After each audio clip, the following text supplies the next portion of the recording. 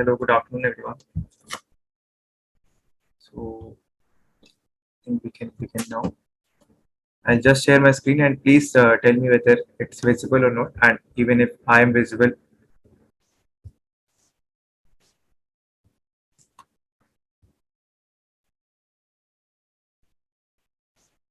Okay.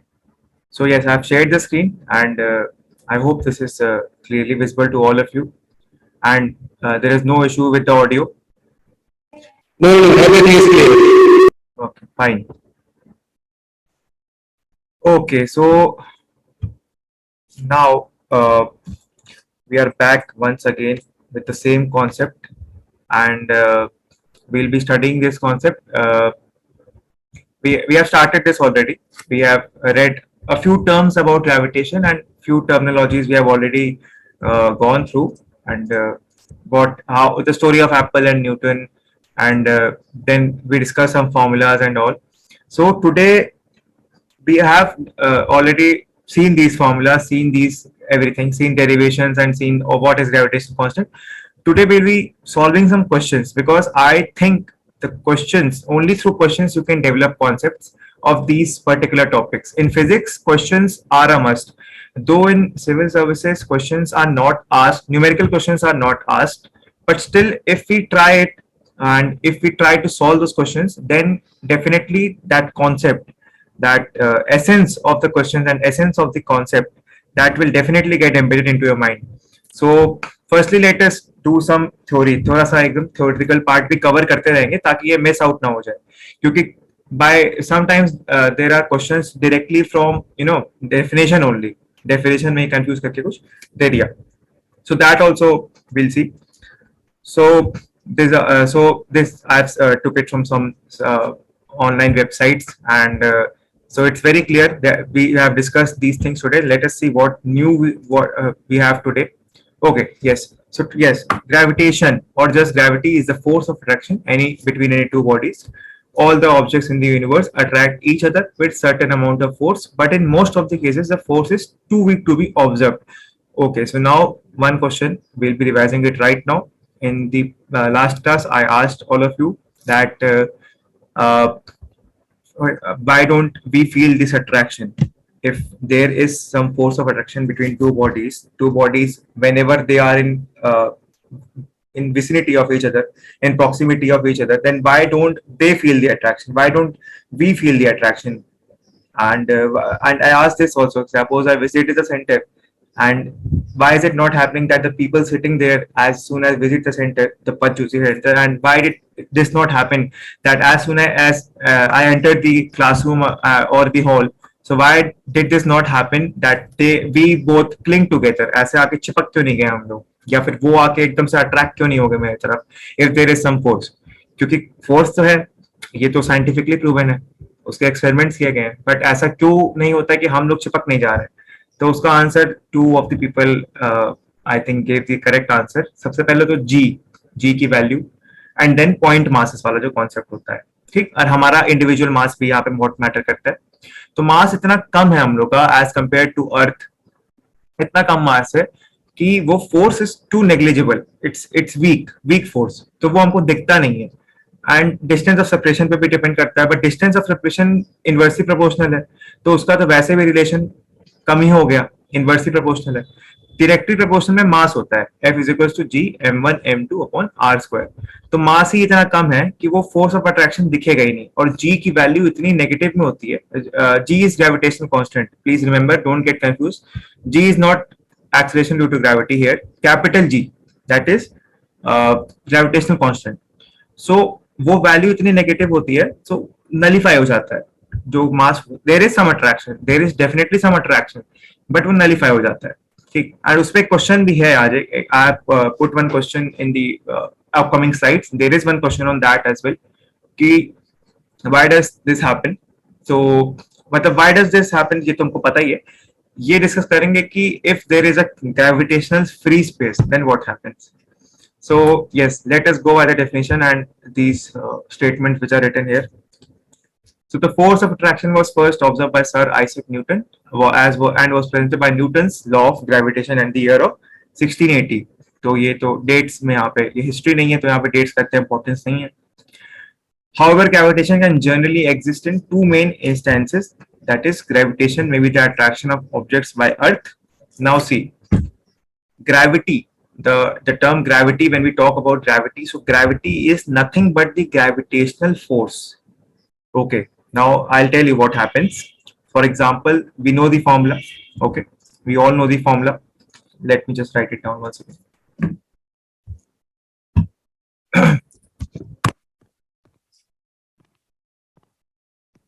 Formula is F is equals to G m1 m2 upon r square. Now in this formula, if one of the bodies, remember this, if one of the bodies becomes Earth, and other can be anything. If one of the bodies is Earth, then you call it as gravity. Okay. If दो bodies में से एक को उठा के हमने अर्थ बना दिया, बस that is your gravity. So gravity भी एक ग्रेविटेशनल फोर्स है. ओके. जो अर्थ हम पे एग्जैक्ट करती है या फिर किसी भी और बॉडी पे एग्जैक्ट करती है. सो रिमेंबर दिस थिंग, एक बॉडी को अर्थ बना दोगे, दूसरी को कुछ भी रखो, दैट इज ग्रेविटी. सो ये कंफ्यूजन नहीं होना चाहिए कि ग्रेविटेशनल फोर्स और ये ग्रेविटी, ये अंतर क्या समझ में नहीं आ रहा है. अब क्लियर हो गया कि ग्रेविटेशनल फोर्स है वो भी एक, बट वहां पे अर्थ को एक बॉडी बना देते हैं हम लोग, तो वो ग्रेविटी हो जाता है. Now let us see. Okay, this one, yeah. So now if a body or a ball, say a ball is thrown upwards, it reaches a certain height and falls downwards because of the gravity of Earth. Now इस पे एक बार ध्यान से देखते हैं क्या बोलना चाह रहा है. कि सिंपल सी बात है, हमने पढ़ा है कि अभी जस्ट अभी पढ़ा कि अगर एक बॉडी को हमने अर्थ बना दिया, बस वो हमारी होगी ग्रेविटी. तो अब देखो क्या है, बॉल जब फेंकेंगे तो कहां से फेंक रहे हैं, अर्थ पे खड़े होके फेंक रहे हैं. ऐसा तो है नहीं कि स्पेस में हम बॉल फेंक रहे हैं. अगर हम बॉल और स्पेस में फेंकेंगे तो नीचे भी नहीं आएगी. तो बस वही बात है, अर्थ पे खड़े होके हम फेंक रहे हैं, हमने बॉल ऊपर फेंकी, एक बॉडी हमारी होगी अर्थ, दूसरी बॉडी हमारी होगी बॉल. यहीं पर ग्रेविटी आ जाती है. बस ग्रेविटी ऑफ अर्थ. ग्रेविटी जो एक्सेलरेशन ड्यू टू ग्रेविटी से जो डिराइव हुआ है वो यहीं से डिराइव हुआ है. F is equal to G m1 m2 r square. यही सबसे पहला फॉर्मूला था, उसके बाद ही ये सब डिराइव हुई चीजें, gravity, acceleration due to gravity, ये सब वहीं से आया है. ठीक. सो ग्रेविटेशन में भी attraction of objects in outer space. Outer space से इसका मतलब ये नहीं है कि आउटर स्पेस में जो हो रहा है वो उसका अट्रैक्शन आपस में अर्थ का with respect to outer space. और भी जो प्लैनेट्स हैं, as I told you in the other class, other day I told you regarding this, कि अर्थ का भी इंटरेक्शन है बाकी प्लैनेट से. ज्योग्राफी में भी हम लोगों ने पढ़ा है. तो वही चीज है. तो gravitation may be the attraction of objects in the outer space. Now ये एग्जांपल है फॉर सम वही अदर प्लैनेट्स एंड सन वाला भी एग्जांपल है. ठीक. सो नाउ ये तो हो गई थोड़ी सी डेफिनेशंस और स्टेटमेंट्स जो दिए रहते हैं जनरली हर जगह. एक अच्छी स्टैंडर्ड बुक में, एनसीईआरटी में भी ये सब दिया होगा, बहुत अच्छे से मेंशन रहता है. ग्रेविटेशन क्या है, ग्रेविटेशनल फोर्स क्या है, ग्रेविटी क्या है. तो ये यहाँ पे एक बार टेस्ट डाल देते हैं ताकि ये मिस आउट ना हो जाए. Each body in the universe attracts other bodies towards itself without with a force known as gravitational force. Thus, gravitation is a study of interaction between two masses. Out of the two masses, the heavier one is called the source mass. अच्छा, ये चीज एक बार ध्यान रख लेना. ये बहुत मतलब अगर जेई लेवल या इंजीनियरिंग लेवल से देखा जाए तो बहुत इजी क्वेश्चन है, कुछ नहीं है. लेकिन सिविल्स में ऐसे क्वेश्चन में भी आ सकता है कभी कि क्या कहते हैं, एक मास को क्या कहते हैं, दूसरे को क्या कहते हैं. सोर्स मास, हैवियर मास को सोर्स मास कहते हैं और लाइटर वाले को टेस्ट मास कहते हैं. तो ये चीज में भी कभी ऑप्शन में दे दी कंफ्यूज करने के लिए इसे, या स्टेटमेंट के फॉर्म में. तो सोर्स मास और टेस्ट मास याद होना चाहिए. ठीक. ये क्वेश्चन यहाँ पे नहीं आएगा, इसको अभी हटा देते हैं यहाँ से. आई विल टेल यू ये क्वेश्चन कब आएगा. ओके. सो नाउ तो अब हमको ग्रेविटेशन समझ में आ गया कि ग्रेविटेशन कुछ नहीं है, एक फोर्स है बस, जो कि अट्रैक्ट दो बॉडीज के बीच में काम करता है. ठीक. अब इतने से किसी को कोई अगर कोई क्वेश्चन है, इतनी चीज जितनी पढ़ाई गई है, देन प्लीज आस्क.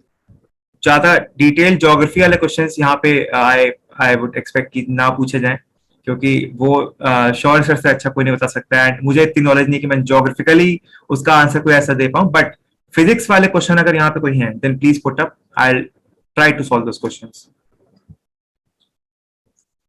और else we can proceed with Newton's law of gravitation. वो वही फॉर्मूला है, कुछ नहीं, बस नाम के थ्रू दे दिया ताकि ये भी याद रहे कि पता चला ये फोर्स याद है कि हाँ फोर्स है फोर्स है फोर्स है, लेकिन किसने दिया है वो नहीं याद है। न्यूटन्स लॉ ऑफ ग्रेविटेशन इसको बोलते हैं, तो वहीं से ये चीज आई है।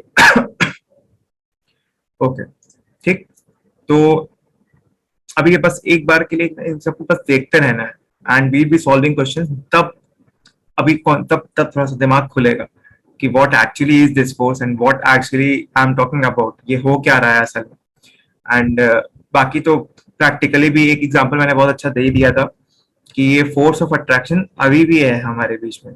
मैं यहाँ पे बैठा हूँ, there is a bottle cap beside me, हम दोनों के बीच में भी एक फोर्स ऑफ ग्रेविटेशन है, वो अट्रैक्शन है, बट बहुत वीक फोर्स है, बहुत वीक फोर्स है, वो नेग्लिजिबल फोर्स है लगभग। ठीक, तो ये चीज याद रखना, हर चीज अट्रैक्ट करती है बट मास पे डिपेंड करता है, जी की वैल्यू जो कि पता ही है हमको, तो ये चीजें अभी याद रखने वाली चीजें। अब एक एक करके इसके कैरेक्टरिस्टिक्स पढ़ते हैं। तो पहला है अट्रैक्टिव फोर्स इन नेचर, एक एक को हम बनाएंगे इसे यहाँ पे।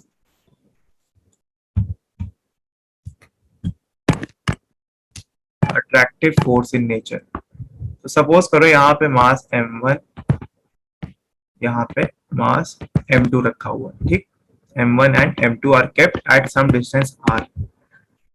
I don't know what the distance is, just some arbitrary distance we have taken.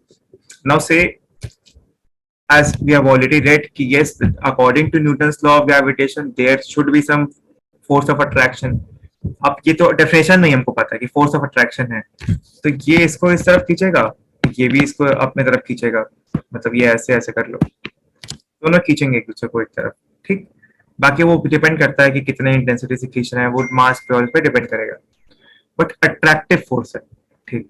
बहुत से फोर्सेज ऐसे होते हैं जो रिपल्सिव भी होते हैं, वो हम लोग के शायद सिलेबस में नहीं, बट हाँ पढ़ेंगे तो ही हम लोग उसको, फोर्सेस के बारे में तो पढ़ने, इलेक्ट्रोस्टैटिक और मैग्नेटिक फोर्स सब कुछ पढ़े। मैग्नेटिक तो खैर RN has already covered, so I don't need to tell that, repulsive forces और ये सब। सो ये एक दूसरे को खींचेंगे, अट्रैक्ट करेंगे, तो बस ये तो डेफिनेशन में लिखा था, बट ठीक है, ये कैरेक्टरिस्टिक है, बताना जरूरी था ताकि कंफ्यूजन ना हो बात है, तो बस एक कैरेक्टरिस्टिक है, ठीक। चलो सेकंड प्रॉपर्टी थी सेंट्रल फोर्स। अब एक और m1 और m2 लिया, ये इसका सेंटर है, ये इसका सेंटर है, दोनों को ज्वाइन कर दो, ठीक है, दोनों को ज्वाइन कर दिया। अब जो फोर्स एक्ट होगा वो ऐसा नहीं कि यहाँ पे यहाँ से ऐसे एक्ट होगा, यहाँ से ऐसे एक्ट होगा, नहीं, along the line of centre, central force, centres को जो लाइन कनेक्ट करती है उस लाइन के अलोंग ये फोर्स एक्ट होता है, ठीक। ऐसा नहीं होता कि यहाँ से इसको ऐसे फोर्स लगा रहा है तो इसको ऐसे खींचेगा, ऐसा नहीं है, सेंटर के अलोंग ये फोर्स रहता है, सेंट्रल फोर्स इसको बोलते हैं, ठीक है। बस इतना, सेंट्रल कैसे याद रखना है, सेंटर से जो कनेक्ट हो रहा है, सेंटर टू सेंटर जो इंटरेक्शन है that is central force, simple. और नेक्स्ट चीज देखते हैं क्या थी, नेक्स्ट था इंडिया, ये प्रॉपर्टी जरूर याद रखना, ये तो बहुत इंपॉर्टेंट है, इस पे क्वेश्चन अभी आने वाले हैं आगे। चलो, now it's your turn to answer some questions, so I'll be asking and then try to answer at least. Okay, so there are two bodies, say m1 m2, okay, लेकिन अगर अभी ये पूछ लिया तो आगे क्वेश्चन नहीं हो पाएगा, ठीक है। चलो अभी केवल जान लेते हैं क्या है, ठीक। नाउ से m1 m2 are kept at some distance r, okay, तब सरफेस पे ऐसे रखी हुई r डिस्टेंस कुछ है इनके बीच का, हमें पता है सेंट्रल फोर्स है, अट्रैक्ट करेंगे दो बॉडीज एक दूसरे को, ठीक, सब पता है हमको, कोई दिक्कत नहीं है। तो ये मान लो फोर्स F है, ठीक। अब हमने क्या किया, यहाँ पे सपोज करो इन दोनों बॉडीज के बीच में, ठीक, यहाँ पे ये एक कंटेनर में एक वो रख दिया, पानी रख दिया, ये पेट्रोल डाल दिया, जो भी सस्ता सस्ता चीज लेते हैं, पानी लेते हैं, पेट्रोल बहुत महंगा है, पानी डाल दिया इसमें, ठीक, डाल दिया पानी। आप बताओ यहाँ पे फोर्स क्या होगा? खैर ये क्वेश्चन हो जाएगा, चलो यही आंसर कर दो, कोई बात नहीं, ये कॉन्सेप्ट अच्छा है तो कोई बात नहीं, 2 बार हो जाएगा सॉल्व, कोई दिक्कत नहीं। यहीं पर आंसर एक बार ट्राई एटलीस्ट, कि ठीक है यहाँ पे हमने पानी रख दिया, ठीक, तो फोर्स क्या हो जाएगा? Please reply in the chat box so that I can know that you are following along.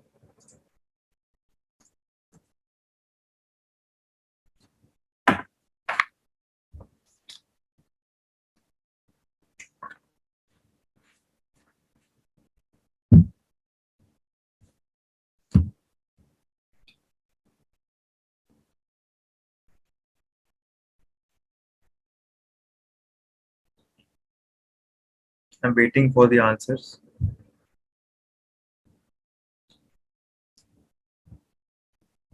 एक बार चलो ये डायग्राम ध्यान में रखो, एंड अभी just now, just before this making this diagram, what did I just read? पानी का भी मास, हाँ कुछ भी ले लो, सपोज कर लो कि कितना भी लीटर का रखा हो, सेम है, हाँ चलो मान लिया, कुछ भी मास ले लो उसका अपने हिसाब से रैंडम, M3 ले लो या फिर M1 M2 का मीन ले लो, कुछ भी। चलो मैंने यहाँ पे, चलो just for your convenience I am saying this is M3, ठीक, ये 10 मान लो, ये 10 मान लो, ये 5 मान लो।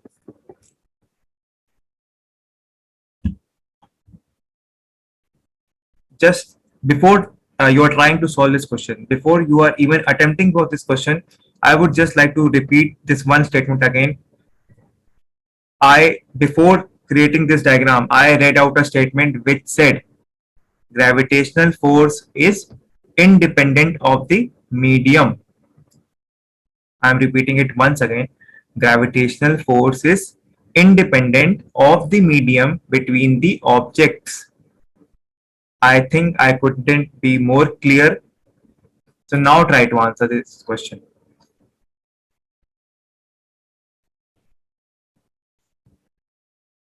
अच्छा आलम, one thing I'll tell you. See, ऐसा, अच्छा ठीक है, it might be a mistake on my part only. एक काम करते हैं, ये M3 चलो कंटेनर नहीं है, ठीक है, this is not a container, चलो मैंने बोल दिया। Now once again what I am saying is M1 M2, ये मैंने एक पानी के उसके अंदर डाल दिया, ठीक। अब आप बताओ, मैं बीच में कंटेनर नहीं रखा, एक बाल्टी के अंदर ही डाल दिया दोनों मासेस को, M1 M2 को एक बाल्टी के अंदर डाल दिया, पानी तो फिर भी बीच में रहेगा, ठीक, पानी तो फिर भी बीच में रहने वाला है ना, ऐसा थोड़ी कि यहाँ पे बाल्टी के अंदर डाला तो पानी नहीं पेट्रोल आ जाएगा, रहेगा तो पानी ही वो। सो चलो M1 M2 और ये चलो एक तालाब के अंदर डाल दिया, किसी के अंदर डाल दिया, एक पॉन्ड के अंदर डाल दिया, 2 वेट्स को। अब बताओ फोर्स, नॉर्मल फोर्स F था पहले जब ये कहीं नहीं थे, नॉर्मल हवा में ऐसे ग्राउंड पर रखे थे, अब पानी के अंदर डाल दिया है, ये पानी है, ठीक। Now you I think you don't have any confusion Alam, now just forget that there is a third mass है। Now try to solve this question.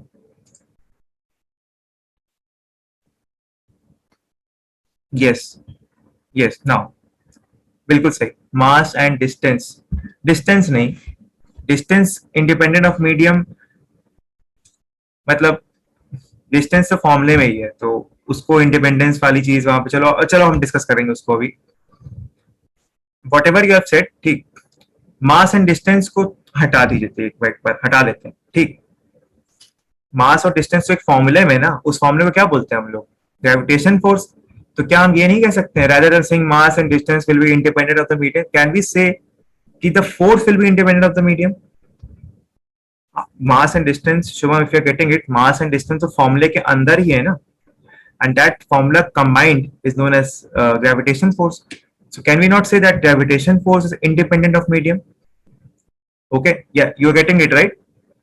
Gravitation force is independent of medium and depends upon M1 and M2. Yes, now you all have understood this concept. Exactly. Gravitation, yes, Shruti. Gravitational force is independent of the nature of the medium. Okay, now tell me one more thing. चलो इसको हटाते हैं, m1 m2 and this time थोड़ा ज्यादा पैसा खर्च किया है मैंने, एंड दिस टाइम पेट्रोल के अंदर रख दिया दोनों मासेस को, या और पैसा खर्च करना है तो नींबू के शरबत के अंदर रख दिया। उससे ज्यादा महंगा तो कुछ नहीं चल रहा है आजकल। ठीक, चलो ये नींबू का वो है, लेमनेड है। चलो अब बताओ, अब क्या फोर्स होगा?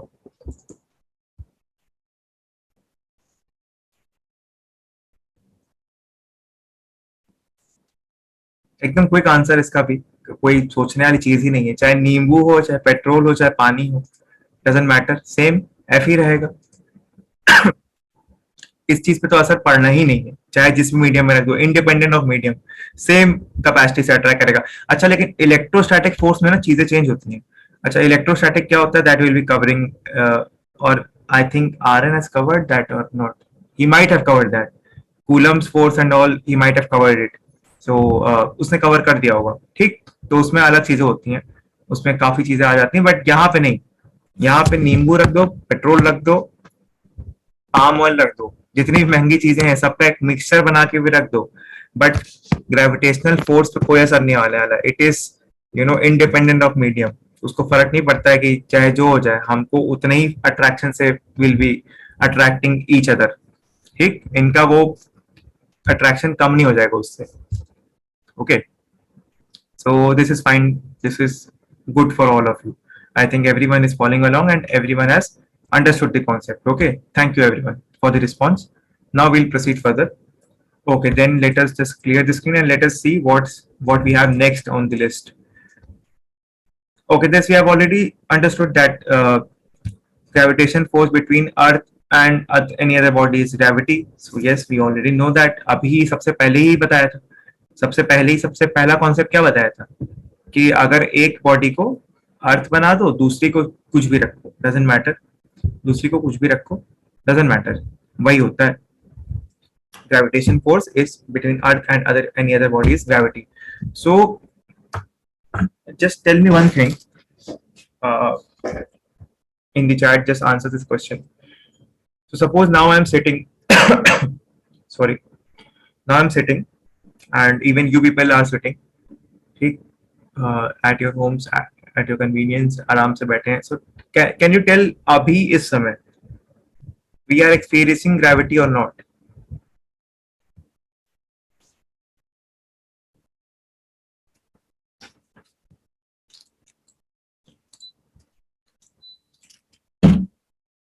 Yes, we are experiencing gravity. So can we say that the gravity which we are experiencing right now, can we say that as gravitational force?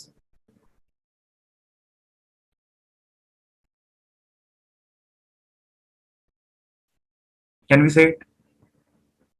Yes, we can say. Can we say that all gravitational forces are gravity?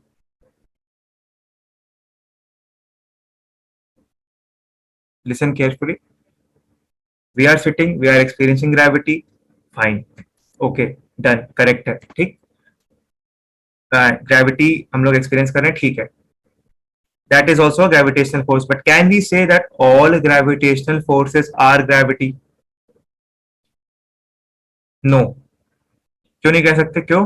क्योंकि बाकी चीजों में अगर जब तक all gravitational forces, gravity तभी तक होगी जब तक एक बॉडी अर्थ होगी। अगर दूसरी बॉडी कोई और हो गई, खत्म, तब उसको ग्रेविटी नहीं कह सकते आप।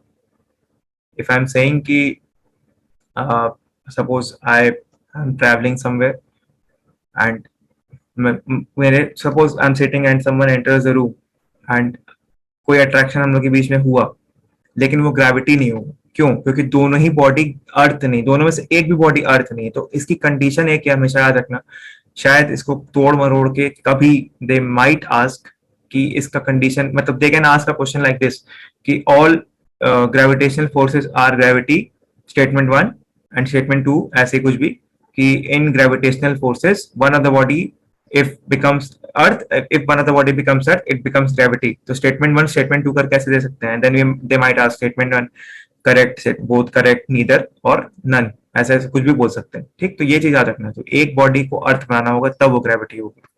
ठीक, तो ये भी क्लियर होगा, आई डोंट थिंक इसमें कोई डाउट होगा किसी को भी.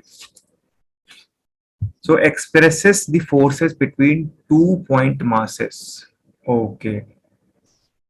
तो चलो एक चीज और ये भी ध्यान रखना, ये जो फोर्स है, ठीक, ये पॉइंट मास के उसमें मतलब क्या वो संदर्भ में हम लोग केवल यूज करते हैं point masses. Now what are point masses? masses those are very small, ठीक. And now you might have this one question in your mind. I'll tell you. ये तो हम लोगों ने डिस्कस कर लिया ना, ये वाला जैसे आई एम रिमूविंग. चलो I'll tell you one thing. तो ये क्वेश्चन दिमाग में जरूर आएगा, आना भी चाहिए. अभी आई सेड कि gravitational force, I just said कि gravitational force is a force of attraction between two bodies. Okay, fine. And now what I'm saying is कि ये point masses पे केवल applicable है, ठीक. बट हमारे पास तो ये भी प्रूफ है, हमने तो साइंटिस्ट लोग ने कैलकुलेट किया है कि पॉइंट मासेस के ऊपर भी ये फॉर्मूला एप्लीकेबल है, एंड उसके थ्रू ही निकाला है कि अर्थ और सन के बीच में क्या फोर्स लगता होगा ग्रेविटेशन का, ठीक. लेकिन अब ये तो पॉइंट मास है नहीं यार, सन तो इतना बड़ा है कि उसमें समा जाए सब लोग, अर्थ भी इतनी बड़ी है.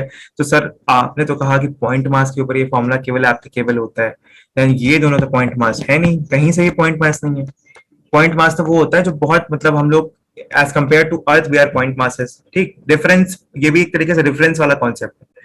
पॉइंट मासेस रेफरेंस में लेते हैं हम लोग जनरली कि किसके रिस्पेक्ट में क्या पॉइंट मास है, बट ठीक है, इस जनरली भी इसमें लेते हैं. बट क्वेश्चन ये आना चाहिए कि अर्थ इतनी बड़ी, सन इतना बड़ा है, तो इसके बीच में भी फोर्स होता है कुछ, आई डोंट रिमेम्बर एग्जैक्टली. उसके बीच में कोई फोर्स होता है, ग्रेविटेशन का फोर्स होता है.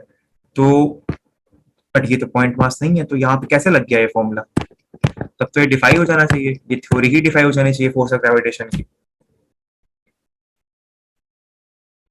चलो एक इसको समझने का एक तरीका है, I tell you.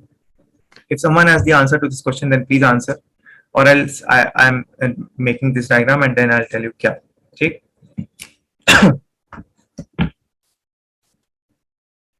This is our earth, okay, ये है अर्थ. नाउ टेल मी, सन को हटा देते हैं अभी, बहुत दूर, यहां से बहुत दूर, ठीक, एक स्टार है इतना बड़ा सा, ठीक है. स्टार है, दिख रहा है हमको, अर्थ से हमको दिखते हैं स्टार.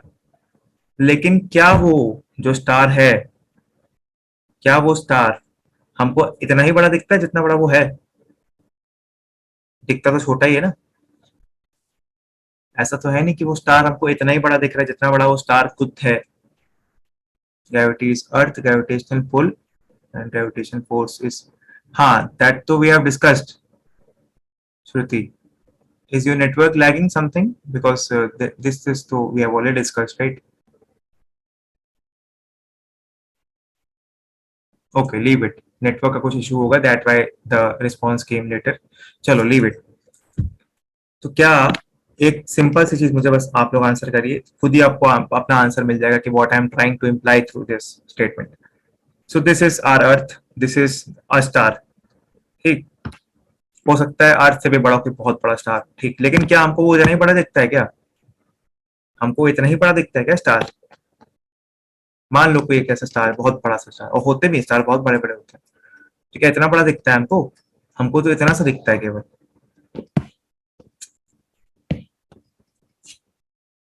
इसकी बैटरी चली गई, just a second.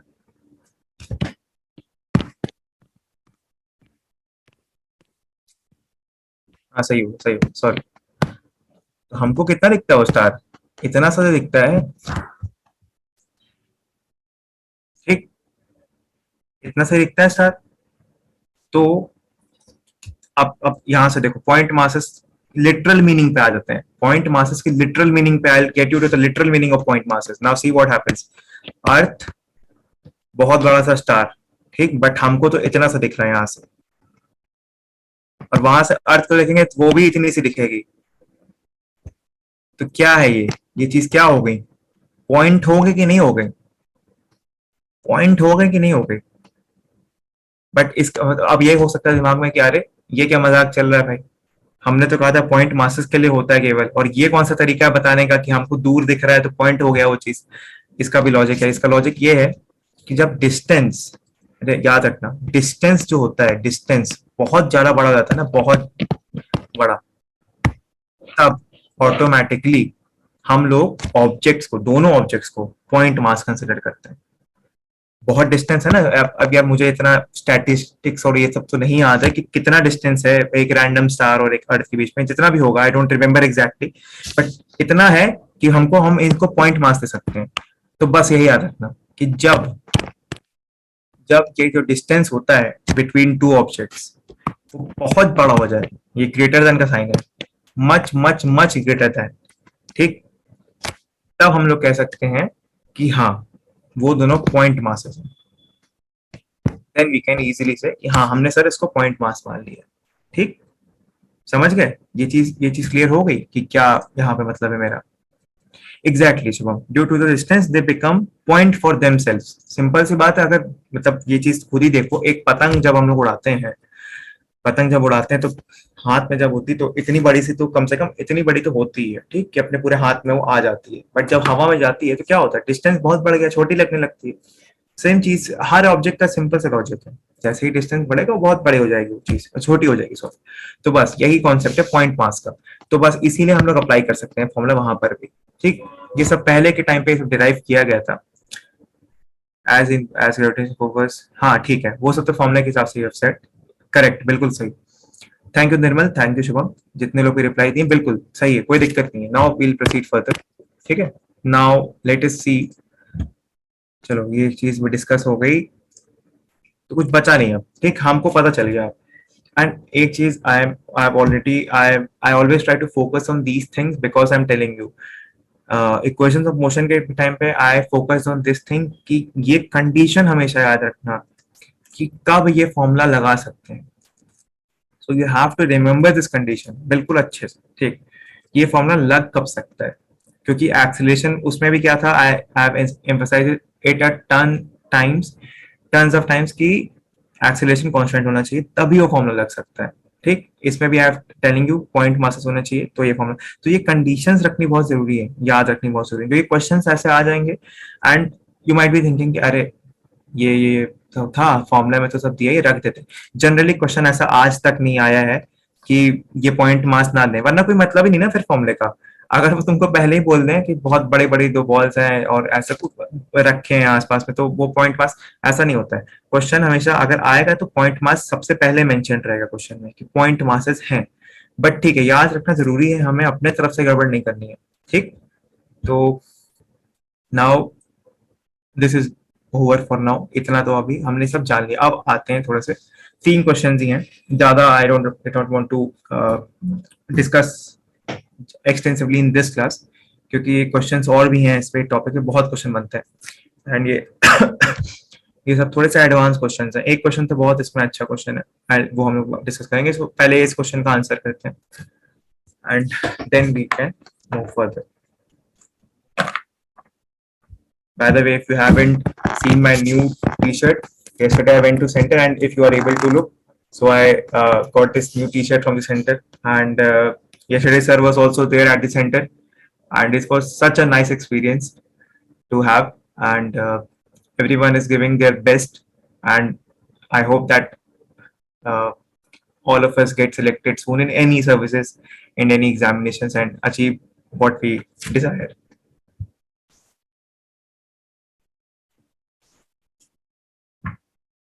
Answer this question, and then we'll move to the next question.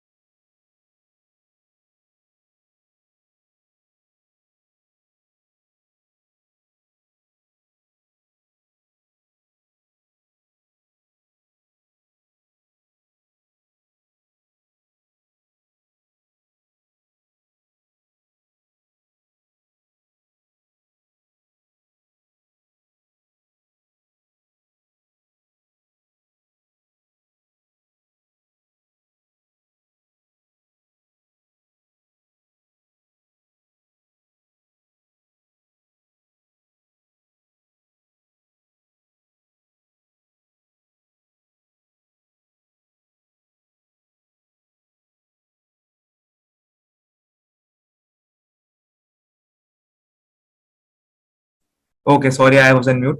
Okay, so all of you have answered option A. Okay, I want the reason for that option A. Sorry, I was on mute. Yeah. So now tell me the reason that why option A? क्यों? Option A क्यों? You might be correct. I don't know. Even if I know, I won't tell it right now. But yes, why option A? Why should option A be the correct answer to this question?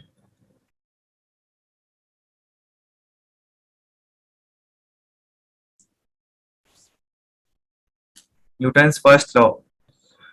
Okay. Option B. Someone has said option B. Okay. Okay. Firstly, Shruti, I am once again requesting you. It's a humble request that you answer and you write some definitions. I request you to write it for everyone so that everyone is able to see, or else I have to copy it every time and then paste it to the everyone chat. There's an option where you can switch to everyone. So please, whenever you are writing an answer, please make it public so that everyone can see the answer. Okay. I hope you have got what I'm saying.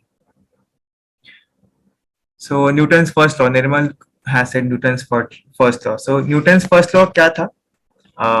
Inertia था. Okay. Inertia का relation यहाँ पे कुछ दिख रहा है?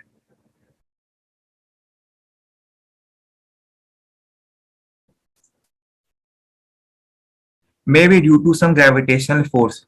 Yes, yes. यहाँ पे थोड़ा सा हम लोग ज्यादा कनेक्ट करने लग गए. निर्मल गलत मतलब गलत क्या बोलूं इस चीज को, बट हाँ सही नहीं है आंसर.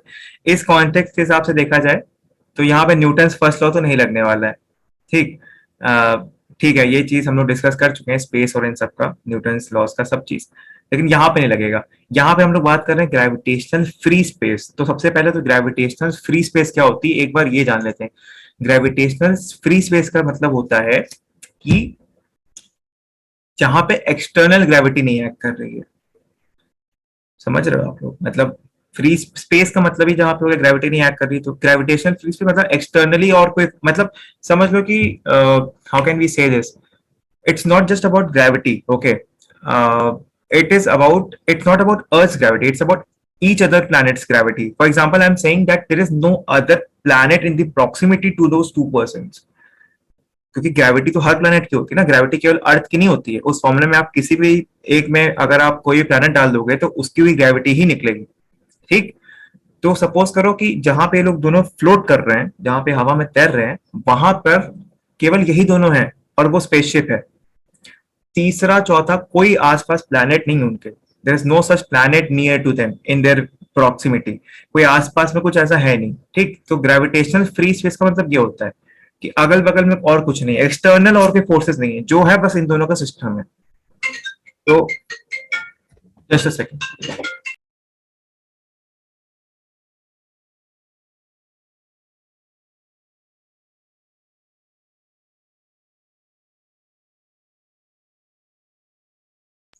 Okay, sorry.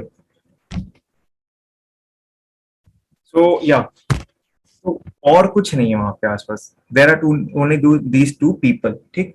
सो अभी ग्रेविटेशनल फोर्स के हिसाब से हमने क्या पढ़ा था? सबसे पहला हमने क्या चीज पढ़ी थी, ये देखिए यहाँ पे एक बार ध्यान से. What was the concept? Attractive force in nature. ठीक. Attractive force in nature. ज्यादा बुद्धि यहाँ पे नहीं लगानी है, हमको कॉन्सेप्ट के हिसाब से देखना है. क्योंकि फिजिक्स में होता क्या है, see basically many many things are based on assumptions and hypothesis. So हर टाइम इट्स नॉट पॉसिबल कि हम लोग दो तीन कॉन्सेप्ट्स को रिलेट करके कुछ आंसर निकालने की कोशिश करें. Sometimes we just have to straight away tick the answer. So इसमें सिंपल सा ऑप्शन, जो ऑप्शन बी दिख रहा है, move towards each other, that is it. कुछ और बुद्धि नहीं लगानी यहाँ पे. Move towards each other. Simple सा हमने फॉर्मूला पढ़ा है जो कि हमारा हर जगह एग्जिस्ट करता है, न्यूटन्स के लॉ भी हर जगह एग्जिस्ट करते हैं. बस मूव टूवर्ड्स ईच अदर, यही इसका आंसर. और कुछ उसमें सोचना नहीं है. ठीक. और अगर इनर्शिया वाले कॉन्सेप्ट से सोचोगे तो विल बिकम स्टेशनरी वाला भी आ सकता है कि अरे an object at rest will remain at rest, ऐसा भी हो सकता है. बट इतना दिमाग नहीं लगाना है वहां पे, क्योंकि वो सब कॉन्सेप्ट्स हैं, सब रिलेटेड ही हैं. लेकिन हमने क्या पढ़ा है कि दो बॉडीज जो अपने आपस में कुछ डिस्टेंस में हैं और जहाँ पे एक्सटर्नल ग्रेविटी नहीं है, क्योंकि एक प्रिंसिपल होता है, प्रिंसिपल ऑफ सुपर पोजिशन। ठीक, अभी के लिए दिमाग में ये भी आ रहा होगा कि अरे रॉकेट भी तो है बीच में, स्पेसशिप भी तो है, या फिर इंटरनेशनल स्पेस स्टेशन भी तो है, तो उसका भी तो फोर्स होगा कुछ, उसका भी तो कुछ कुछ होगा। बट उसमें हम पढ़ेंगे प्रिंसिपल ऑफ सुपर पोजिशन होता है, वो हम लोग पढ़ेंगे कि होता क्या है उसमें basically, and how do bodies exert force on each other, that will be reading. But अभी के लिए simple answer, move towards each other. ठीक, I don't think any of you might be having a doubt in this. Yes, yes, yes, yes, correct. G is equal to 6 point. हाँ, और ये, हाँ बिल्कुल सही, ये चीज बहुत सही मेंशन की, ये अच्छा हुआ मेरे दिमाग से चली गई थी। जी की वैल्यू इतनी छोटी होगी ना, ऐसा नहीं होगा कि अट्रैक्ट करेंगे तो आगे के चिपक जाएंगे, बहुत धीरे धीरे, बहुत मतलब एकदम बहुत स्लो स्पीड से वो लोग एक तरफ, एक दूसरे की तरफ आएंगे। ठीक, बहुत फ्री, धीरे धीरे। ये चीज भी याद रखने वाली चीज है कि हाँ, ऐसा नहीं कि एकदम से आके चिपक जाएंगे, ऐसा नहीं होता है। जी की वैल्यू बहुत छोटी है, पॉइंट मास लेंगे हम लोग, तो बस वो आके धीरे धीरे धीरे धीरे से करके एक दूसरे के पास आ जाए। ये शायद ये AIPMT या किसी का नीट का क्वेश्चन था, कभी कहा, आई डोंट रिमेम्बर, बट ये कहीं से मिल गया था तो आई इंक्लूडेड दिस क्वेश्चन। चलो ये क्वेश्चन आ गया, इसके बाद एक और क्वेश्चन है and then will call it for the day.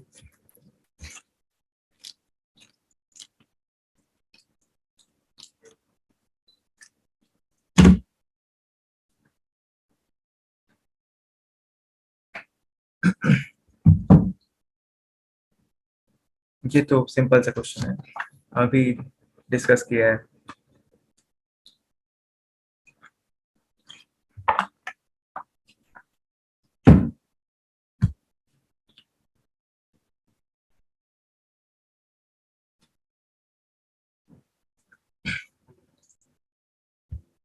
B, B, B बस, सिंपल।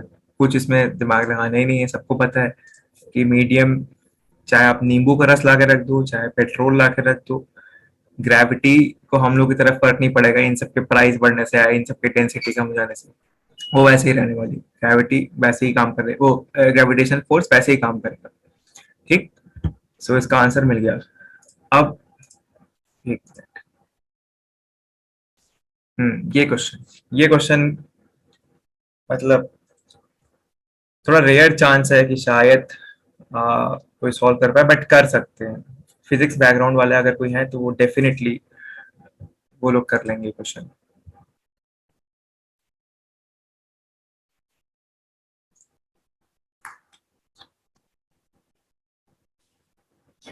इसका मैं ऑप्शंस डाल लेता हूँ एक बार यहाँ पे,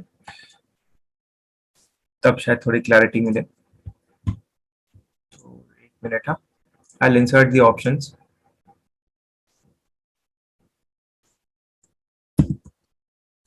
ऑप्शन ए, आर स्क्वायर डालना है, थोड़ा मुश्किल हो जाएगा। ये आर स्क्वायर है, ठीक, या ये याद रखना। Option B 1/r square. Option C 1/r power 4। और ऑप्शन डी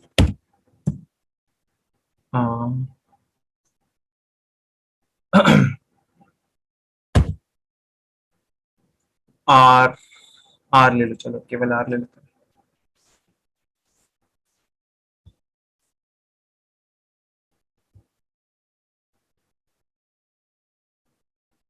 सी, सी, सी, ओके। इतनी जल्दी सॉल्व कर लिया लोगों ने।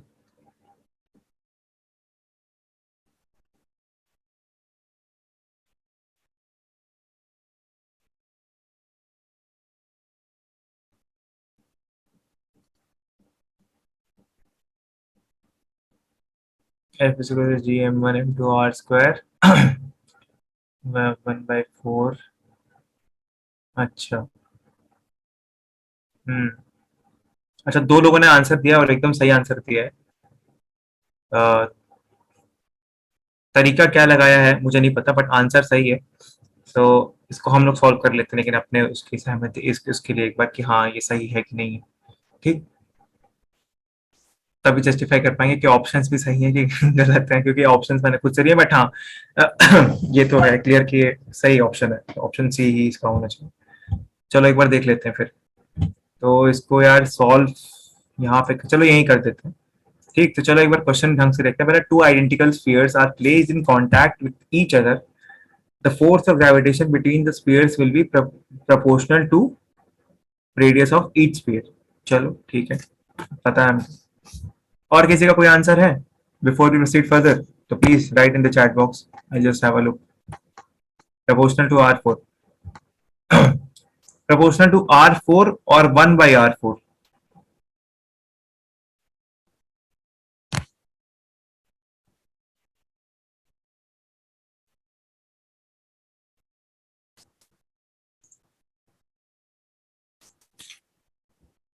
चलो एक काम और करते हैं, चलो इसको थोड़ा सा और हम्म,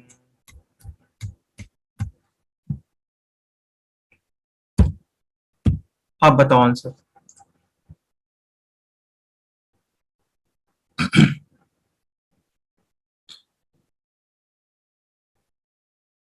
yes, Shruti is right. Yes, Smita is right. R4, 1/r4 में कंफ्यूज हो गए आधे लोग, एकदम कंफ्यूज, क्योंकि वो है, वो कंफ्यूजिंग वाली चीज है भी, इसीलिए वो ऑप्शन मैंने रखा था एंड बाद में चेंज किया, R4 होगा ये। I will solve it how. ठीक, एक बार सॉल्व कर लेते हैं, देखते हैं R4 आ रहा है कि 1/r4 आ रहा है। ठीक, तो ये दो, अरे यार स्टाइलस में कुछ इशू है यार, जस्ट अ सेकंड।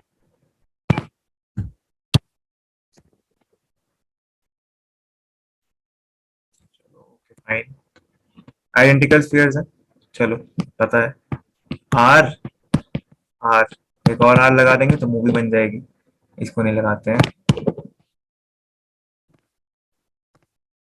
ठीक, आर आर, ओके। फॉर्मूला हमको पता है, अरे फॉर्मूला हमको पता है, F is equals to G M1 M2 upon R square. ठीक है, तो अब G कांस्टेंट, M1 आइडेंटिकल है शायद, हमने माना है ना। ठीक, तो चलो इसको मान लेते हैं, दोनों का सेम है मास। R स्क्वायर, R हमने क्या लिया, R मतलब लिया नहीं है, दिख रहा है हमको 2R। ठीक है, चलो ये अभी इसको M1 M2 रहने देते हैं। ठीक, 2R अपॉन R स्क्वायर। तो यहां से तो हमको दिख रहा है कि R स्क्वायर ही आ रहा है, तो अब क्या कर सकते हैं? आप लोग तो कह रहे थे ऑप्शन होगा, कहाँ गया? मैंने तो फॉर्मूले में बैठा दिया, M1 M2 R square 2R whole square. तो ये तो R स्क्वायर के वो आ रहा है प्रोपोर्शनल। चलो हटाओ, इसको क्लियर करते हैं, फिर देखते हैं ऑप्शंस में क्या हमारे R स्क्वायर है। हाँ, 1/r स्क्वायर तो है ऑप्शंस में, इट शुड बी। हाँ, श्रुति नोज इट वेरी करेक्टली, बिल्कुल सही। आइडेंटिकल दिया है, इसका मतलब ये नहीं कि हम मास उसका सेम ले लेंगे। ठीक, यहाँ पे अब डेंसिटी का कॉन्सेप्ट आएगा, मतलब ये क्वेश्चन फंसाने का तरीका होता है। वेरी करेक्टली सेट श्रुति, बिल्कुल सही बोला है। ठीक, आप यहाँ पे सी कंफ्यूज हो गए, आप लोग भी कंफ्यूज हो गए, except for Shruti and Smita. आप लोगों ने क्या किया कि इट शुड बी, हमको फॉर्मूले में दिख गया कि 2R का स्क्वायर किया तो वो R स्क्वायर हो गया। बट अब बात क्या है, आइडेंटिकल का मतलब ये नहीं होता है कि आप सेम मार्क्स ले बैठेंगे उसका, जो कि करते हैं लोग गलती, हम लोगों ने भी अपने टाइम पे की गलती। आइडेंटिकल का मतलब आई टेल यू। चलो इसको लेते हैं, F is equal to G। Density का फॉर्मूला क्या होता है बता देता हूँ, density is equal to mass upon volume. ठीक है, अब सपोज डेंसिटी को डिनोट करते हैं हम लोग रो से, एक सिंबल होता है मैथ्स में रो, तो rho is equal to mass upon volume. तो M1 के लिए अगर हमको निकालना है तो M1 is equal to rho into volume. ठीक है, इसको ले लिया, इसको हटा दो। अब कांस्टेंट है सारे, हमको मतलब नहीं। वॉल्यूम होता है स्फीयर का 4/3 पाई आर क्यूब, तो मतलब कि अब हमने क्या बोला, M1 और M2 दोनों सेम ही आएगा, डेंसिटी सेम है ना, डेंसिटी सेम है दोनों की, आइडेंटिकल है, डेंसिटी सेम है, आइडेंटिकल मतलब डेंसिटी सेम है उनकी, ठीक। मास हमको पता लगाना है, उनका मास अलग अलग हो सकता है भाई, हमें नहीं पता क्या मास है उनका। वॉल्यूम भी सेम होगा क्योंकि वो रेडियस पे डिपेंड कर रहा है उसके, और दोनों का रेडियस आर है। तो चलो इसको क्लियर किया हमने। तो हम अब हम फॉर्मूले में क्या रखेंगे, देखना है यहाँ पे, M1 इज इक्वल टू क्या, रो 4/3 पाई आर क्यूब का होल स्क्वायर, क्योंकि दोनों के हमने क्या बोला, डेंसिटी सेम है, तो M1 का भी यही आएगा, M2 का भी यही आएगा, ठीक। अब इसको स्क्वायर किया, नीचे क्या 2r, वो सेम ही रहेगा, ठीक, नीचे वाला सेम ही रहेगा ना, 2r का होल स्क्वायर रहेगा। ये चीज याद रखना, यहाँ पे कहीं दिया नहीं है हमको डेंसिटी सेम है, लेकिन वो आइडेंटिकल लिखने का मतलब ही यही था कि डेंसिटी सेम है, डेंसिटी के कॉन्सेप्ट के थ्रू ही ये क्वेश्चन सॉल्व किए जाते हैं, ठीक।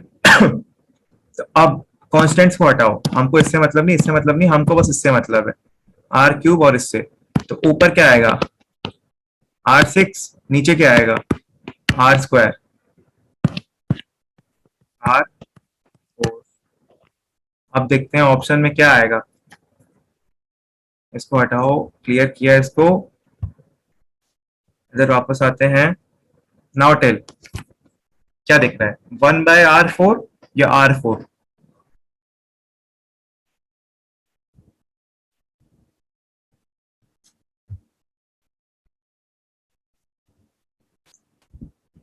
R4। अब क्लियर हो गया, ठीक। तो ये मतलब डायरेक्टली कभी कभी कुछ क्वेश्चन सॉल्व नहीं होते हैं, वो फंसाने के लिए होता है कि हाँ लेकिन तभी यहाँ पे आइडेंटिकल स्फीयर्स लिखा हुआ है, आइडेंटिकल लिखने का मतलब ही वही था, ठीक, कि हाँ आइडेंटिकल है वो सारे, वो दोनों स्फीयर्स, ठीक है। तो डेंसिटी के फॉर्मूले से हमने निकाल लिया दोनों के अलग अलग मास, M1 इक्वल टू ऐसे निकाला, M1 का ये, M2 का वो, जो भी निकला। और वॉल्यूम, हम कॉन्स्टेंट हमको मतलब था नहीं, तो हमने उसको हटा दिया कि हाँ हमें क्या मतलब है किसका क्या वॉल्यूम है क्या नहीं, हमको बस मास से मतलब था। उन सबको हटाया साइड में, आर और आर को कंपेयर किया तो R4 आ गया, R4 आ गया, ठीक। तो ये भी एक क्वेश्चन मतलब यहाँ पे वेरी वेरी इंपॉर्टेंट लिखा है, क्योंकि कॉन्सेप्ट बिल्डिंग वाला क्वेश्चन है कि अगर ऐसे क्वेश्चन कभी आ जाए तो ध्यान में रखना पड़ेगा आइडेंटिकल लिखा है कि नहीं। अगर यहाँ पे नहीं लिखा होता आइडेंटिकल, तब शायद डायरेक्टली हम लोग कर सकते थे कि हाँ आइडेंटिकल लिखा नहीं है, तो अब डेंसिटी वाला कॉन्सेप्ट यहाँ पे नहीं आ सकता है। डेंसिटी एक, हम अब यहाँ पे तो केवल मैथमेटिकल फॉर्मूला बताते हैं डेंसिटी का कि डेंसिटी क्या होती है, बट डेंसिटी हम लोग कभी डिस्कस करेंगे ढंग से एक बार।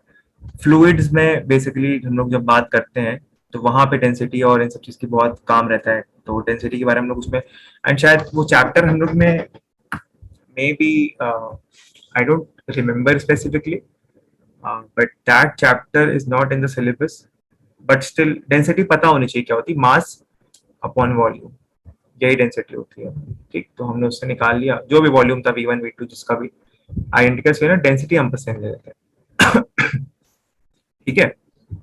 सो ये हो गया क्वेश्चन, ये हो गया। अब आगे तो आज कुछ और ऐड है नहीं, क्योंकि मैंने इसीलिए जानबूझकर 3 क्वेश्चन ही रखे थे, क्योंकि एक ये बहुत अच्छा क्वेश्चन था, ये ही क्वेश्चन ये क्वेश्चन समझ में आ गया ना सबको, ये बस एक बार ये रिप्लाई कर दो चैट में कि हाँ ये क्वेश्चन क्लियर है, क्योंकि ये क्वेश्चन बहुत इंपॉर्टेंट है, इसी से कॉन्सेप्ट एक्चुअली बिल्ड होगा।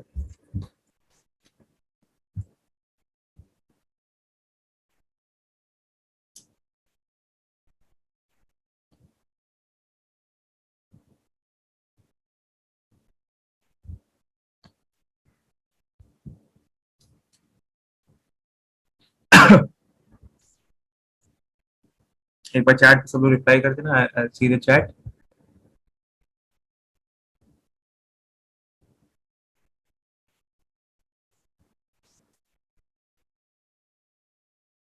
Okay, okay fine, okay. So now we can say that कि हाँ अभी ये चीज क्लियर है, ठीक। हमने डेंसिटी के कॉन्सेप्ट को यहाँ से निकाला, नेक्स्ट क्लास में अगर नहीं क्लियर होगा तो एक बार इसको फिर से बात कर लेंगे, आइडेंटिकल स्फीयर्स का बेसिकली क्या होता है कॉन्सेप्ट। ये डेंसिटी रिलेटेड क्वेश्चन ज्यादा होता है, बट यहाँ पे मिक्स्ड कॉन्सेप्ट का क्वेश्चन था, so we can call it for the day. बाकी doubts, so you know where to reach me out. So basic foundation वाला ग्रुप भी है, and you can personally text me. Thank you everyone. So stop the recording and For the doubts, you already know where to reach.